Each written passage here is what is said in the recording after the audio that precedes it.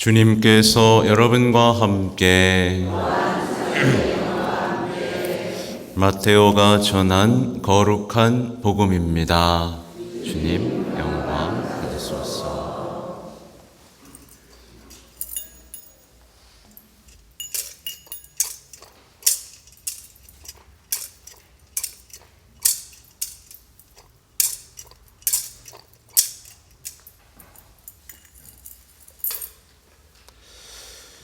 그때 예수님께서 사두가이들의 말문을 막아버리셨다는 소식을 듣고 바리사이들이 한데 모였다. 그들 가운데 율법교사 한 사람이 예수님을 시험하려고 물었다. 스승님, 율법에서 가장 큰 계명은 무엇입니까? 예수님께서 그에게 말씀하셨다. 내 마음을 다하고 내 목숨을 다하고 내 정신을 다하여 주 너의 하느님을 사랑해야 한다. 이것이 가장 크고 첫째가는 계명이다. 둘째도 이와 같다. 내 이웃을 너 자신처럼 사랑해야 한다는 것이다. 온 율법과 예언서의 정신이 이 두 계명에 달려 있다. 주님의 말씀입니다.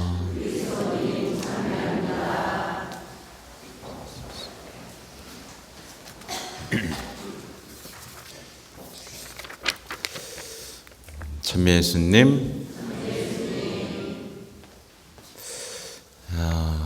제가 강론하면 좀 어렵게 느껴지나요? 쉽게 느껴지나요? 쉬워요? 네. 때때로는 어린이 미세 때 하는 퀴즈를 어른들과 함께 해볼까 하는 생각도 합니다. 결코 쉽지 않습니다. 근데 아이들은 잘 맞추거든요. 아무튼 어떻게 보면 우리 신앙생활에 있어서 가장 중요한 문제를 오늘 다루고 있습니다. 왜냐하면 하나님 사랑하는 거 어때요, 여러분? 쉬워요, 어려워요? 어렵죠? 이웃 사랑하는 거 쉬워요, 어려워요? 어렵죠? 그렇다는 건 곧 신앙생활이 어렵다 라는 뜻이죠.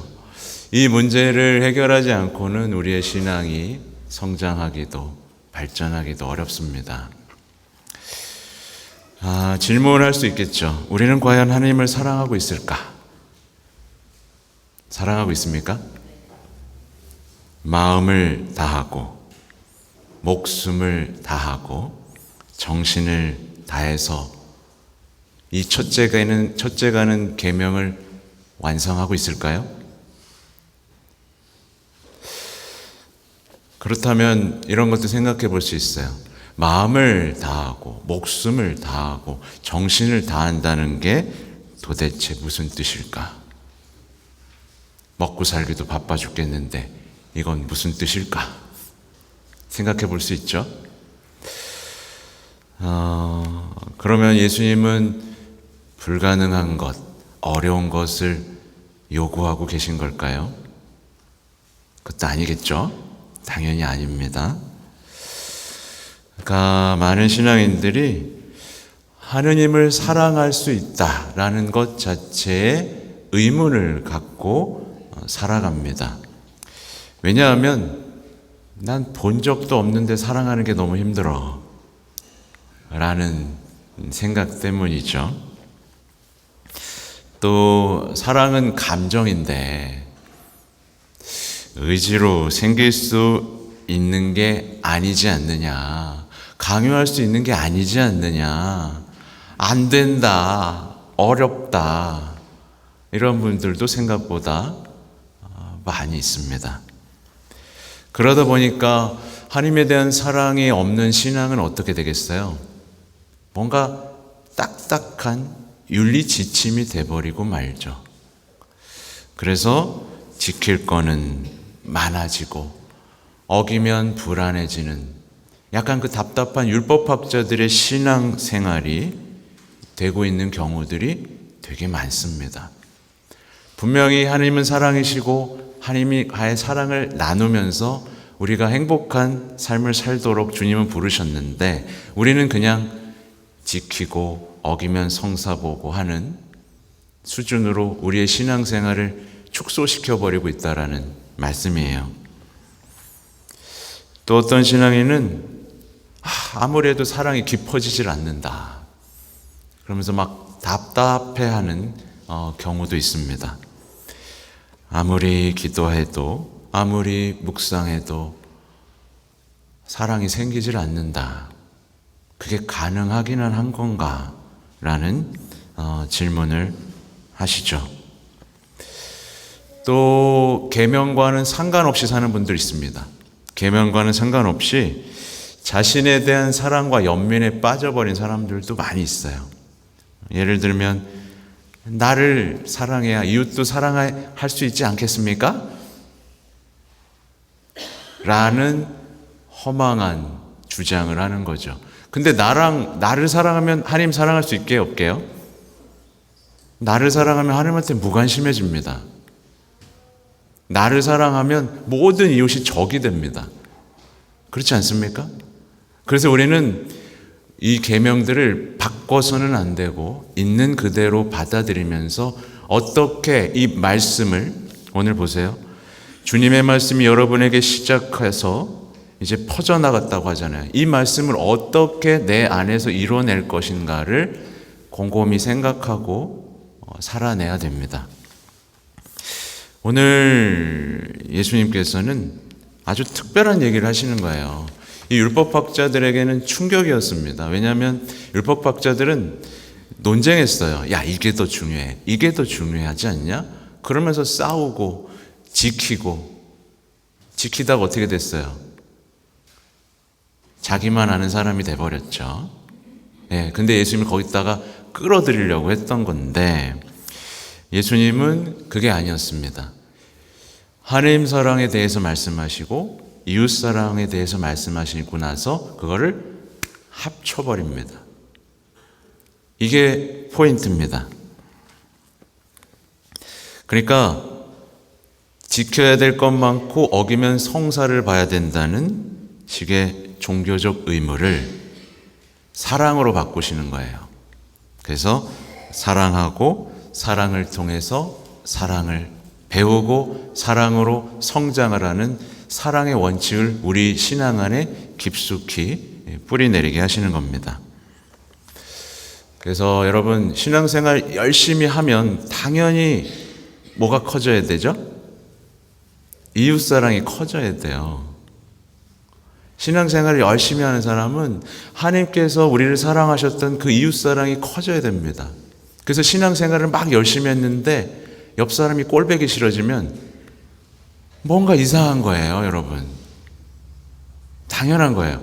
너무 당연한 겁니다. 그럼 내가 뭔가 잘못하고 있다는 뜻이에요. 그러니까 하나님 이웃사랑이 없는 하나님 사랑은 허망합니다. 그렇죠? 붙어 있으니까. 또 하나님 사랑이 꺼졌어요, 불에. 근데 이웃 사랑만 하려고 막 애를 써요. 되게 비참해집니다. 그렇죠? 이웃 사랑을 막 하는데 이 사람들은 별로 이 사랑에 고마워하지 않거든요. 그리고 열매도 없어요. 되게 비참해집니다.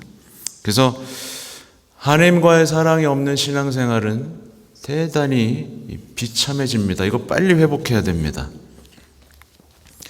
근데 이제 많은 신앙인들이 하나님과의 사랑을 포기해버려요. 그리고 어떻게 하게요? 열심히만 합니다. 열심히만 해요. 열심히만 하면서 일상적인 이웃에 대한 미움과 분노를 키워가고 맙니다. 그렇죠? 그러니까 열심히 미사 나와요. 그리고 문 밖에 딱 나가면 누가 주차를 이렇게 해놓은 거야? 저 사람들은 왜 저래? 라는 세상 사람들의 분노와 미움에 빨려 들어가 버립니다. 뭔가 이상한 거죠. 그렇죠? 글쎄요. 하나님과의 사랑을 어떻게 키워갈 것이고 이웃에 대한 사랑을 어떻게 키워갈 것인가에 대해서는 한마디로 말한다는 건 사실 불가능한 일입니다. 그러나 오늘 저는 교황님의 말씀과 우리가 익히 알고 있는 사랑을 실천한 수많은 성인들의 이야기를 통해서 여러분에게 어떤 사랑의 힌트를 좀 말씀드리고 싶은 게 있어요. 만약에 어떤 사람이 이웃에게 눈을 감아버렸다고 칩시다. 너무 삶이 바빠서. 그죠? 먹고 살기도 바쁘니까 이웃 사랑하는 건 나 못하겠으니까 이웃에 대해서 눈을 감았어요. 그러면 어떻게 될까요? 그 사람은 하느님도 볼 수 없게 됩니다.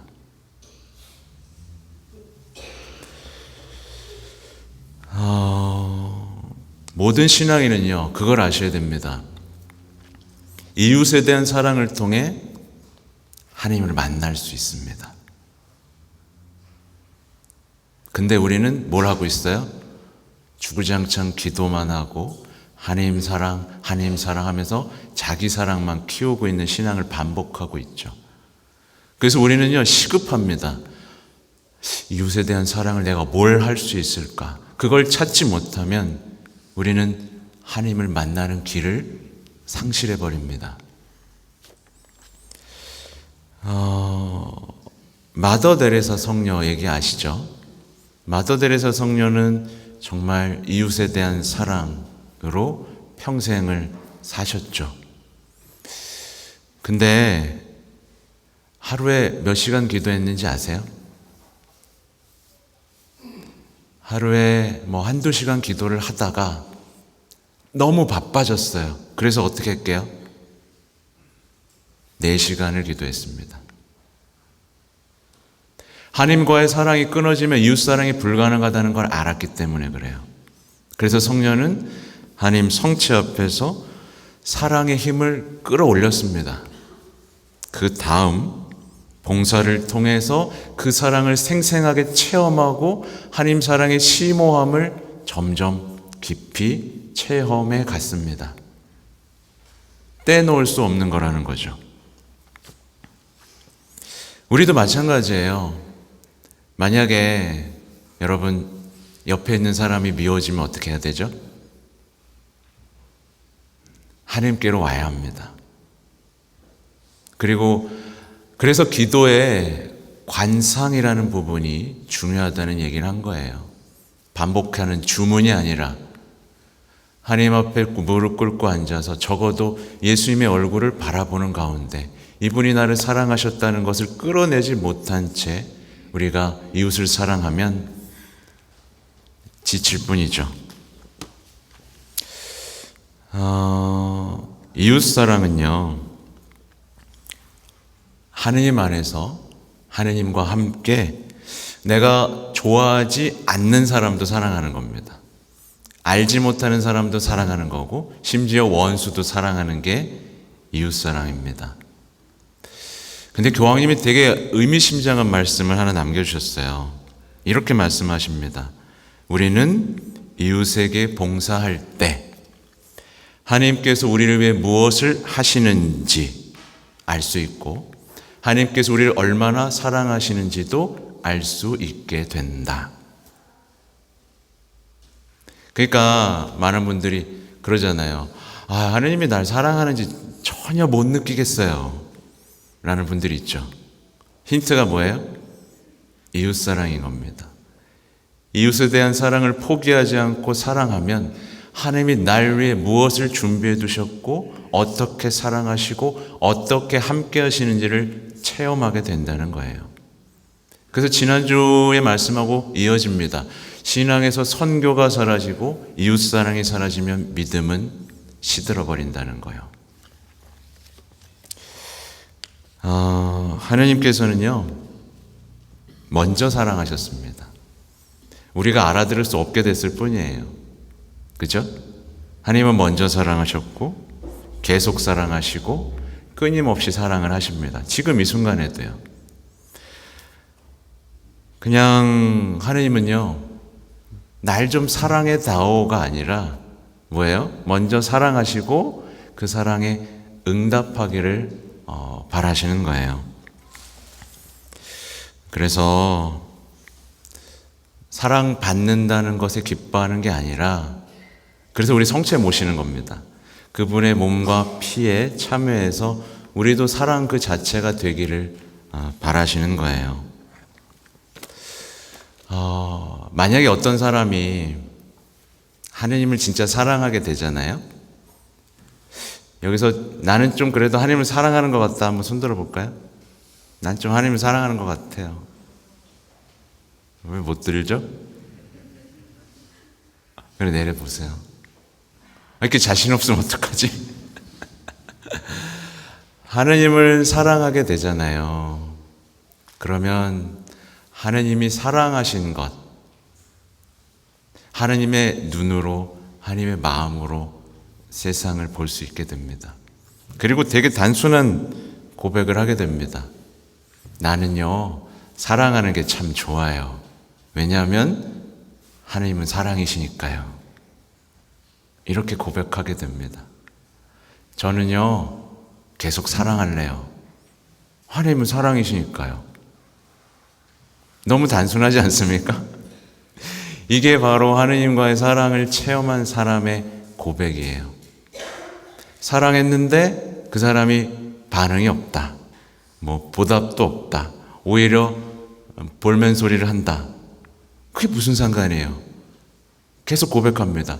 하느님, 저 계속 사랑할게요. 하느님은 사랑이시니까요. 저 지치지 않을게요. 하느님은 사랑이시니까요. 이렇게 계속 체험을 하는 거예요. 포기하지 않고 용기를 내서 사랑하니까 또 하나님 사랑을 체험하고 또 체험하고 더 기도하고 싶고, 주님, 저 사랑하고 왔어요. 너무 단순하죠, 그죠? 우리는 이 단순함을 잃어버린 겁니다. 우리는 우리의 사랑을 어디서부터 잃어버렸는지 생각하고 그걸 되찾는 작업들을 해야 돼요. 그 되찾는 작업을 하기 위해서 제가 계속 말씀드리는 것 중 하나가 뭐냐? 미디어를 끊어야 된다는 거. 그리고 우리의 죄의 역사를 바라봐야 된다는 거. 우리가 죄 때문에 너무 힘들어하고 고통스러워하니까 그것을 끊어내기 위해서 사람이 되시고 우리를 끝내 사랑하기 때문에 목숨을 내어주신 그 사람과 마주해야 된다는 거. 근데 이 말이 어렵죠. 너무 쉬운 얘기인데 어려워져 버렸어요. 저도 고민입니다. 너무 고민이에요. 너무 쉬운 얘기거든요. 우리가 죄 짓고 죽음에 내던져졌기 때문에 그걸 다 없애시려고, 우리 행복하게 하시고 제대로 서로 사랑하게 살 수 있으려고 오셔서 다 보여주셨는데 그게 어려워진 겁니다. 그래서 우리는요, 기도해야 됩니다. 주님, 저는 사랑이 없습니다. 마음을 다하고 목숨을 다하고 정신을 다한다는 게 뭔지도 모르겠습니다. 그러나 해보고 싶습니다. 그리고 이 못난 저지만 이웃사랑 해보고 싶습니다. 당신이 말씀하신 가장 크고 첫째가는 계명이니까요. 해보겠습니다. 그 말씀이 저에게 이루어지기를 바랍니다. 저도 사랑하고 싶습니다. 이렇게 못나게 매일 미워하고 분노하는 삶을 끊어버리고 싶습니다. 하실 수 있겠죠? 단순하게 다시 한번 알려드릴게요. 나는 사랑하는 게 너무 좋아. 하나님은 사랑이시니까. 하나님이 사랑이시는 것을 느끼지 못하더라도 이 고백이 여러분의 일상이 됐으면 좋겠습니다. 아멘.